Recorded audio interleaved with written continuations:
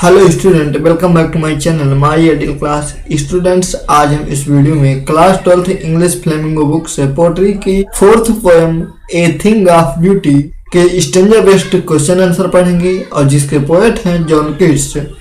और स्टूडेंट्स, हमने इसके पहले इस पोएम का सेंट्रल आइडिया और हिंदी एक्सप्लेनेशन करवा दिया है। और यदि आपने अभी तक उन दोनों वीडियो को नहीं देखा है तो आप इस चैनल की प्ले लिस्ट में जाकर देख सकते हैं।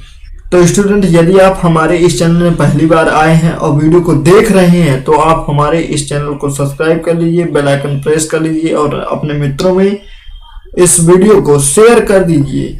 तो स्टूडेंट, आपकी इस पोएम का पहला स्टेंजा दिया है, a thing of beauty is a joy for ever, it's loveliness increases, it will never pass into nothingness, but will keep a bower quiet for us, and a sleep full of sweet dreams and health and quiet breathing। तो student, हम इसका पहले थोड़ा सा हिंदी अर्थ समझ लेते हैं और फिर इसके बाद जो इसके क्वेश्चन आंसर देखेंगे। तो ए thing of beauty is a joy for ever, यानी कि एक सुंदरता वाली चीज सदैव के लिए आनंद देने वाली होती है। इट्स लवलीनेस इंक्रीजेज, और इसकी सुंदरता बढ़ती जाती है। It will never pass into nothingness, और ये कभी भी तुच्छता में परिवर्तित नहीं होती है। But will keep a bower quiet for us, लेकिन हमारे लिए एक शांति कुंज प्रदान करती है, यानी ये शांति का स्थान प्रदान करती है। And A sleep full of sweet dreams, और नींद मधुर सपनों से भरी हुई होती है। And health and quite breathing, और स्वास्थ्य और निश्चल श्वसन प्रदान करती है। तो स्टूडेंट, हमें उम्मीद है कि आपको इस स्टेंजा का हिंदी अर्थ समझ में आया होगा। और हमने इसका हिंदी अर्थ इसलिए इस तरह बताया है कि यदि आपको इसका थोड़ा सा भी हिंदी अर्थ पता होगा तो आपको इस पोएम के स्टेंजा के क्वेश्चन आंसर करने में दिक्कत नहीं होगी। तो स्टूडेंट, हम देखते हैं इस स्टेंजा के क्वेश्चन आंसर। और इसके क्वेश्चन आंसर में चलने से पहले, यदि आप हमारे इस चैनल में पहली बार आए हैं तो आप हमारे इस चैनल को सब्सक्राइब कर लीजिए, बेल आइकन प्रेस कर लीजिए और अपने मित्रों में इस वीडियो को शेयर कर दीजिए और वीडियो को लाइक कर दीजिए। और वीडियो को स्किप करके ना देखिए, एक ही तरफ से देखते चलिए। और इस स्टेंजा का पहला क्वेश्चन है, who is the poet of this stanza, यानी कि हु इज द पोएट, यानी पोएट कौन है ऑफ दिस स्टेंजा, इस स्टेंजा के, यानी जो ये स्टेंजा आया हुआ है जैसे कि आपने पहले अभी देखा है। तो ये क्वेश्चन पूछता है कि जो स्टेंजा है ये किस पोएट के द्वारा लिखा गया है, यानी इसके जो है लिखने वाले कौन है। तो आपको पता है कि इस पोएम के पोएट कौन है और वो है आपके जॉन कीट्स। तो हम इस क्वेश्चन का आंसर इस तरह लिखेंगे कि John Keats is the poet of this stanza, यानी कि इस स्टेंजा के पोएट जॉन कीट्स हैं। और इसका दूसरा क्वेश्चन है, is a thing of beauty A joy for ever, कि क्या एक सुंदरता वाली वस्तु, is a thing of beauty, यानी कि क्या एक सुंदरता वाली वस्तु ए जॉय फॉर एवर के हमेशा आनंद देने वाली होती है। तो आपने इसके हिंदी अर्थ में पढ़ा है कि हाँ, ये जो वस्तु है ये हमेशा ही हमें खुशियां प्रदान करती है। तो इसका आंसर आप इस तरह लिखेंगे कि S A thing of beauty is a joy for ever, यानी कि हाँ, एक सुंदरता वाली वस्तु हमेशा ही खुशियां प्रदान करने वाली होती है। तो स्टूडेंट, आपके इस स्टेंजा के दो क्वेश्चन आंसर हो गए। और अब चलते हैं हम तीसरे क्वेश्चन पे। और तीसरा क्वेश्चन आपका दिया है कि what does a thing of beauty provide, कि सुंदरता वाली वस्तु क्या प्रदान कराती है। तो आपने हिंदी अर्थ में पढ़ा है कि जो सुंदरता वाली वस्तु होती है वो हमें जो है ऐसी नींद प्रदान करती है जो मधुर सपनों से भरी हुई होती है, और स्वास्थ्य प्रदान कराती है और शांति प्रदान कराती है। तो इसीलिए हम आपसे जो है इसके हिंदी अर्थ में बोले थे कि पहले आप इसका हिंदी अर्थ तैयार कर लीजिए, क्योंकि यदि आप ये तैयार किए होंगे तो आपको इसका जो पैसेज वाले क्वेश्चन आंसर है वो बहुत अच्छी तरह से समझ में आएंगे। तो देखिए, इसका आंसर आप इस तरह लिखेंगे कि a thing of beauty provides, यानी कि सुंदरता वाली एक वस्तु प्रदान कराती है, प्रोवाइड्स यानी प्रदान कराती है, a good sleep full of sweet dreams, यानी एक अच्छी नींद जो मधुर स्वप्नों से भरी हुई होती है। यानी जो सुंदरता वाली वस्तु होती है ये हमें स्वप्नों से भरी हुई अच्छी नींद प्रदान कराती है। एंड हेल्थ, और स्वास्थ्य प्रदान कराती है। एंड क्वाइट ब्रीथिंग, और शांति प्रदान कराती है। तो आप जो है इसका आंसर इस तरह लिखेंगे। अब चौथा क्वेश्चन है, what is the name of the poem from this stanza has been taken, यानी कि इस पोएम का नाम क्या है जिस पोएम से यह स्टेंजा लिया गया है। What is the name of the poem, यानी इस पोएम का क्या नाम है। From this stanza has been taken, जिससे यह पोएम ली गई है। तो आपको पता है कि ये स्टेंजा किस पोएम से लिया गया है। तो इसका आंसर आप इस तरह लिखेंगे कि a thing of beauty is the name of the poem, यानी पोएम का नाम ए थिंग ऑफ ब्यूटी है। From this stanza has been taken, जिससे यह स्टेंजा लिया गया है। यानी ये जो 4-6 लाइनें आई हैं, ये स्टेंजा आया हुआ है, उस पोएम का क्या नाम है, उसका नाम है ए थिंक ऑफ ब्यूटी। तो इसका आंसर आप इस तरह लिखेंगे। तो स्टूडेंट, आपके पहले स्टेंजा के 4 क्वेश्चन आंसर हो गए।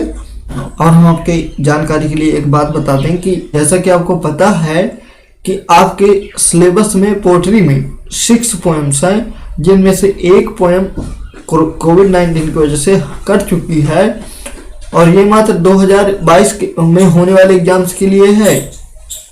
तो मतलब आपके एग्जाम्स के लिए 5 पॉइंट्स बचे और 5 पॉइंट में से एक स्टेंजा आना है और उस स्टेंजा के साथ 3 क्वेश्चन आने हैं। तो यानी कि उन 3 क्वेश्चनों के मार्क हमें 2-2 नंबर मिलने वाले हैं।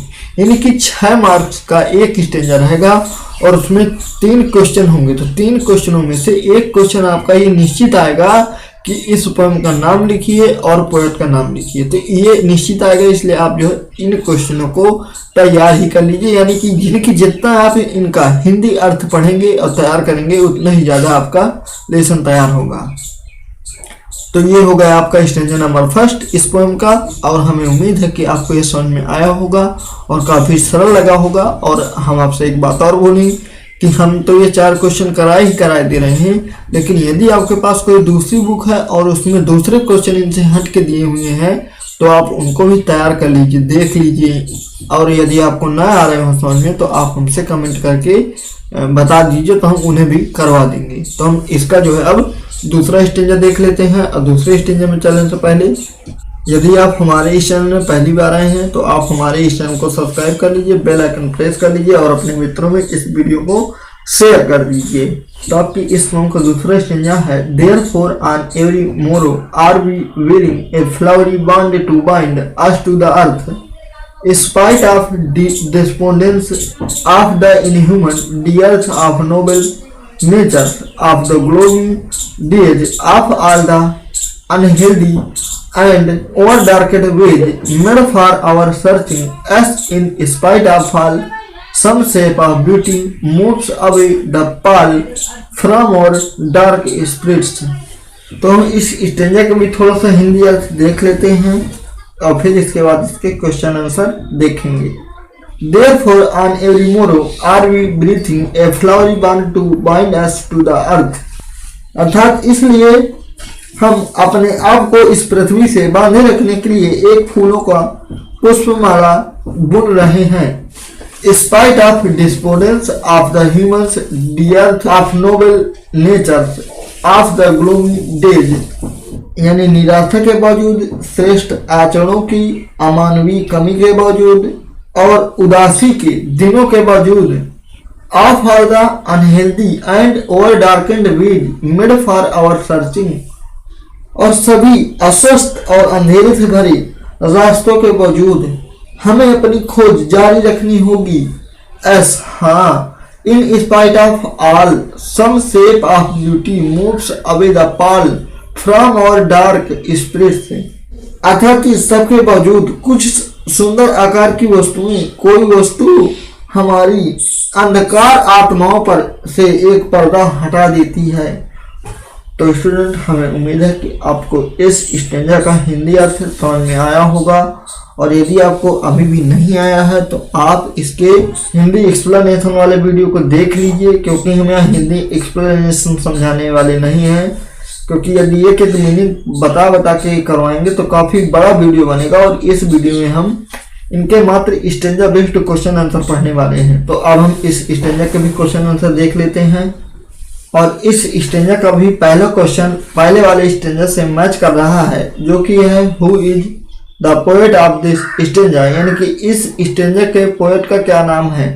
तो ये स्टेंजा भी तो उसी पोएट का लिखा हुआ है, यानी जॉन कीट्स का लिखा हुआ है। तो इस क्वेश्चन का भी आंसर वही होगा जो पहले वाले स्टेंजा का पहला आंसर था। तो वैसे हम बता दे रहे हैं क्या है। तो इसका आंसर इस तरह आप लिखेंगे कि John Keats is the poet of this stanza, यानी कि इस स्टेंजा के पोएट जॉन कीट्स हैं।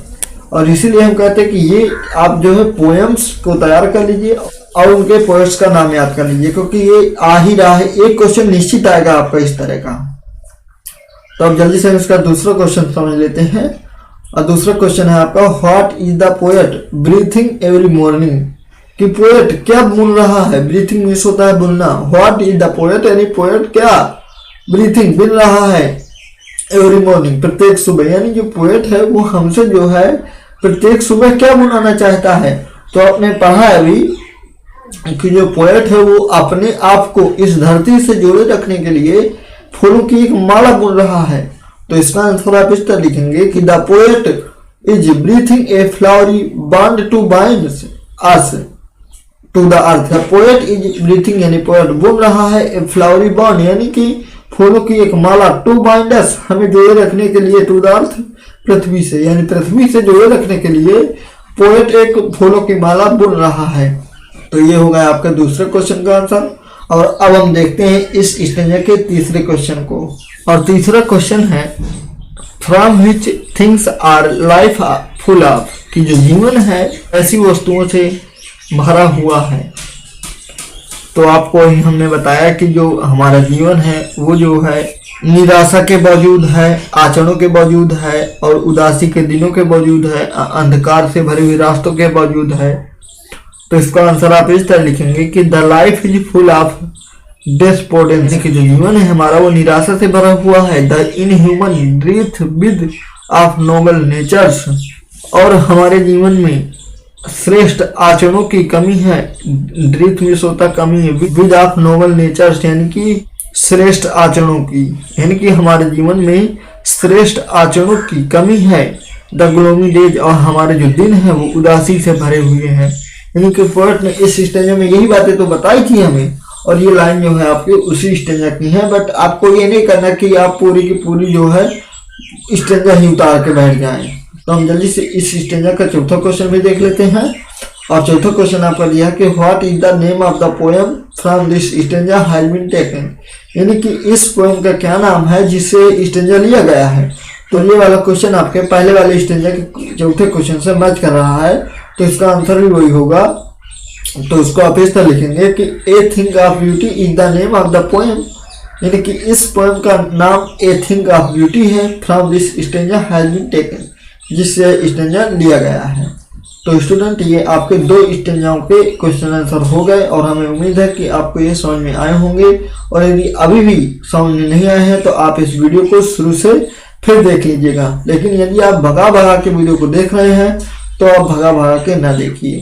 तो अब जल्दी से इसका हम तीसरा स्टेंजा भी देख लेते हैं, और फिर उसके बाद जो है उसके भी क्वेश्चन आंसर समझ लेते हैं। और आपका तीसरा स्टेंजा दिया है, such the sun the moon trees old the young sprouting a shady boon for simple sheep and such are daffodils with the green world they live in and clear rills that for themselves a cooling cover to make against the hot season, the mid forest break rich with a sprinkling of fair mask rose blooms। तो इस stanza का भी हम थोड़ा सा हिंदी अर्थ देख लेते हैं, फिर इसके बाद इसके क्वेश्चन आंसर देखेंगे। Such the sun the moon, यानी कि जिस प्रकार सूरज चंद्रमा, ट्रीज ओल्ड एंड यंग, यानी कि पुराने पेड़ और नए पेड़, स्प्राउटिंग ए सैडी बून, यानी कि छायादार वरदान प्रदान कराते हैं। फॉर सिंपल शिप्स, यानी कि एक साधारण सी भेड़ के लिए। एंड सच आर डिफोडेल्स, और ऐसे ही डिफोडेल्स होते हैं। With the green world they live in, यानी कि जो हरे भरे संसार के साथ रहते हैं। एंड क्लियर रिल्स, और छोटी छोटी स्वच्छ नदियां। That for themselves a cooling covert make against the hot season, जो कि उनके लिए तपते कर मौसम के विरुद्ध एक ठंडा वहम प्रदान कराती हैं। The mid forest rich with a sprinkling of fair musk rose blooms, और ऐसे ही बीच जंगल की झाड़ियां स्वच्छ कस्तूरी गुलाब के फूलों के फैलाव में समृद्ध रहती हैं। तो स्टूडेंट, हमने इसका हिंदी अर्थ बड़ा बड़ा बताया हुआ है, और यदि आप इसका भी हिंदी अर्थ देखना चाहते हैं, समझना चाहते हैं, तो आप इस चैनल की प्लेलिस्ट में जाइए और इस पोएम का हिंदी अर्थ वहां से तैयार कर लीजिए। तो इस स्टैंजा का भी हम क्वेश्चन आंसर देख लेते हैं हम, और इस स्टैंजा का भी पहला क्वेश्चन पहले स्टैंजा के और दूसरे स्टैंजा के क्वेश्चन से मैच कर रहा है, और जो कि है who is the poet of this stanza, यानी कि इस स्टैंजा के पोएट का क्या नाम है। तो आपको हमने पहले स्टैंजा में भी बताया है, दूसरे में भी बताया है, और इसमें भी आपको हम बताए दे रहे हैं, जो कि है जॉन कीट्स। और तो इसका आंसर आप इस तरह लिखेंगे कि John Keats is the poet of this stanza, यानी कि इस स्टैंजा के पोएट जॉन कीट्स हैं। और आपके तीसरे स्टैंजा का दूसरा क्वेश्चन है कि where is the daffodils live in, यानी कि डैफोडिल्स कहाँ रहते हैं। तो अभी आपको हमने बताया है कि जो डैफोडिल्स होते हैं वो इसी हरे भरे संसार में रहते हैं। तो इसका आंसर इस तरह लिखेंगे आप कि द डैफोडिल्स लिव इन, यानी कि डैफोडिल्स रहते हैं विद द ग्रीन वर्ल्ड, यानी कि इस हरे भरे संसार में ऑफ नेचर, इस प्रकृति के, यानी इस प्रकृति के हरे भरे संसार में डैफोडिल्स रहते हैं।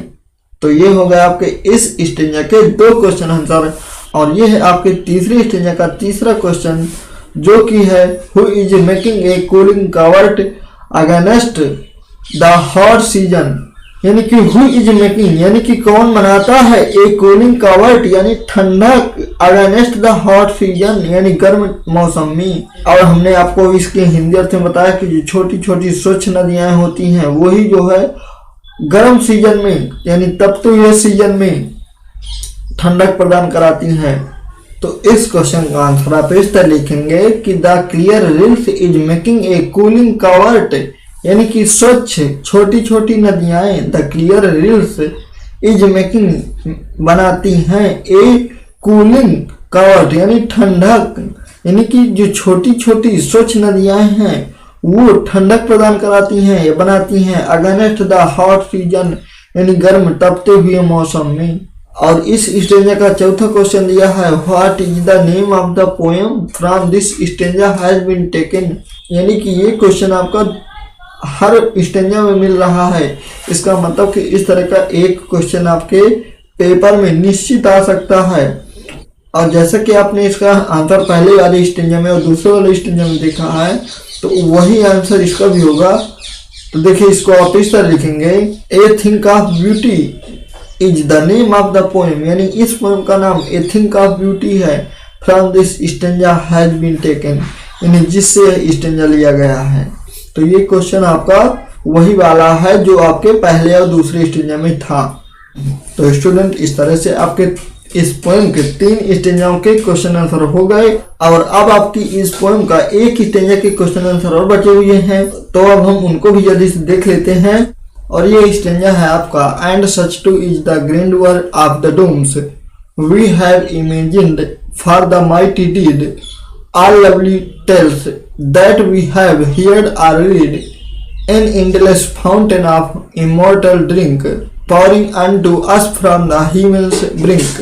तो स्टूडेंट, हम इसका भी थोड़ा सा जल्दी से हिंदी अर्थ देख लेते हैं और फिर इसके बाद जो इसके क्वेश्चन आंसर देखेंगे। And such too is the grandeur, grandeur means होता है वैभव ऑफ द डूम्स, यानी प्रलय के दिनों का, अर्थात and such too is the grandeur of the dooms, यानी ऐसे ही प्रलय के दिनों में जो वैभव में रहते हैं, यानी बड़े शान से मरते हैं।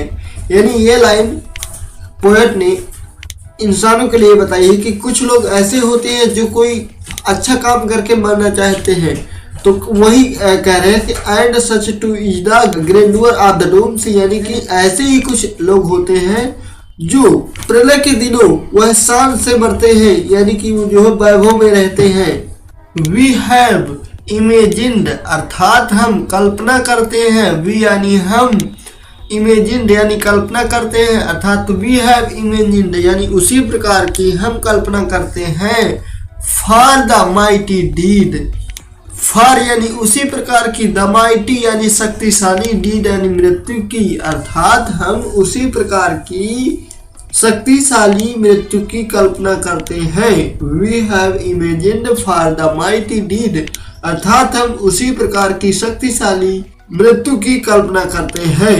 ऑल लवली टेल्स यानी ऑल में सभी, लवली में प्यारी, टेल्स में कहानियां, अर्थात ऑल लवली टेल्स यानी सभी प्यारी कहानियां।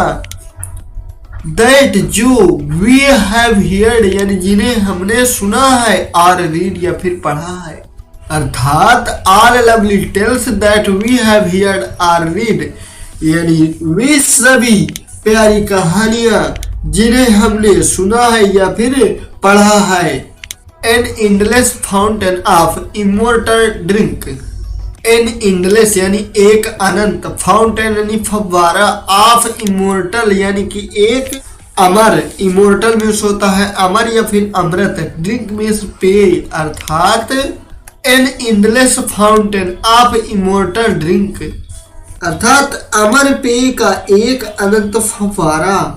Powering on to us from the heaven's brink, pouring यानी डुबा देता है, ऑन टू अस यानी हमको, अर्थात पावरिंग ऑन टू अस यानी हमको डुबा देता है। फ्रॉम द हेवंस ब्रिंक यानी कि हेवंस मीन्स होता है स्वर्ग, ब्रिंक मीन्स होता है किनारा, यानी स्वर्ग के किनारे से। फ्रॉम द हेवंस ब्रिंक यानी कि स्वर्ग के किनारे से वह हमें जो है डुबा देता है। An endless fountain of immortal drink pouring on to us from the heaven's brink यानी अमर पेय का एक अनंत फव्वारा स्वर्ग के किनारे पर हमें डुबा देता है या डुबाए रहता है।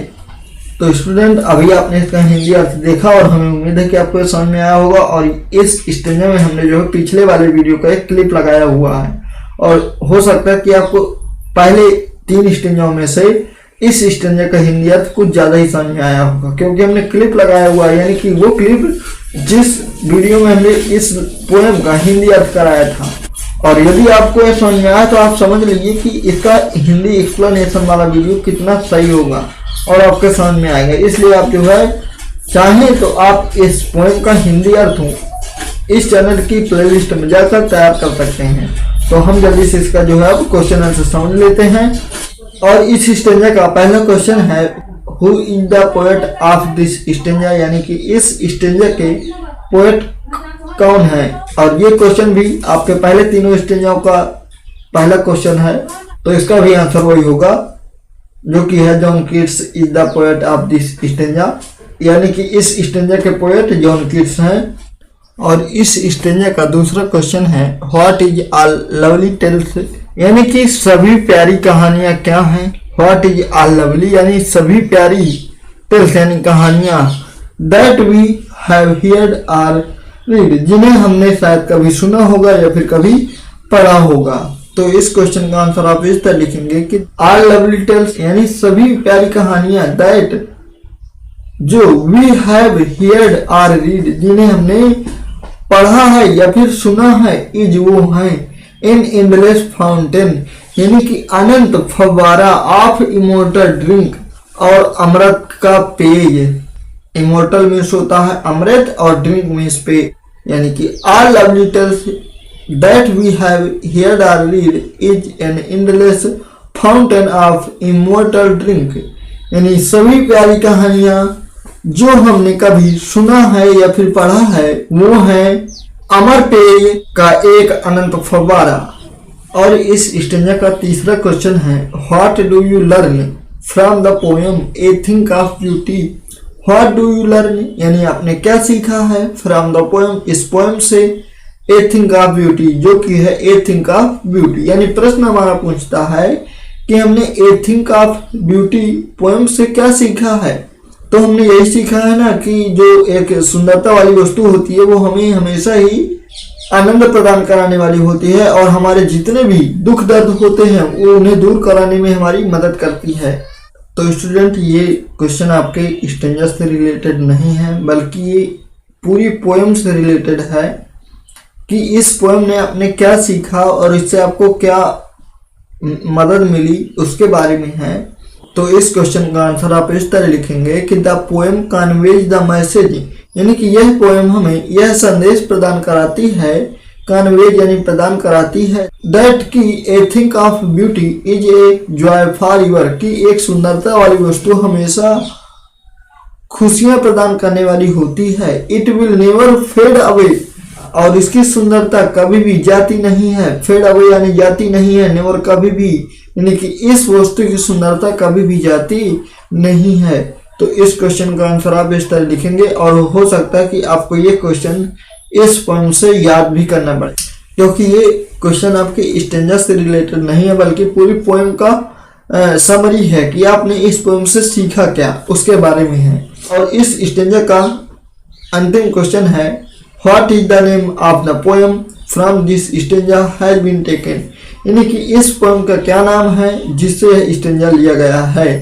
तो ये क्वेश्चन भी आपके पिछले वाले स्टेंजा में से ही है, तो इसका भी आंसर आपका वही होगा जो कि है a thing of beauty is the name of the poem from this stanza has been taken, यानी कि पोएम का नाम ए थिंग ऑफ ब्यूटी है जिससे कि यह स्टेंजा लिया गया है।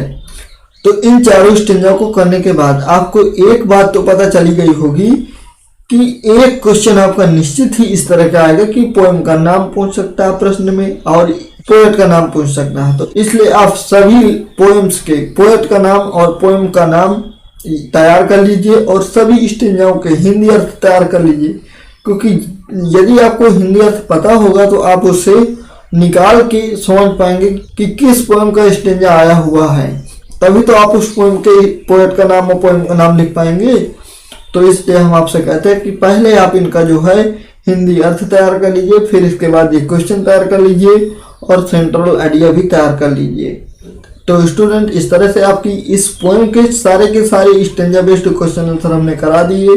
और स्टूडेंट, हम आपको बता दें कि इसके पहले हमने तीनों पोएम पहले ही कंप्लीट करवा दी हैं, पहली पोएम, दूसरी पोएम, तीसरी पोएम, और ये है आपकी चौथी पोएम। तो ये भी इस वीडियो के बाद कंप्लीट हो गई, और अब आपकी एक पोएम और बची हुई है। वैसे तो बची हैं 2 पोएम, लेकिन कोविड-19 की वजह से एक पोएम हट जाने की वजह से, यानी कि 5वीं पोएम हट जाने की वजह से एक पोएम बची हुई है, यानी 6वीं पोएम। तो उसके जो है स्टेंजा बेस्ड क्वेश्चन आंसर बचे हैं, तो हम उनको भी करवा देंगे, और उसका भी हमने जो है हिंदी अर्थ और सेंट्रल आइडिया करवा दिया है।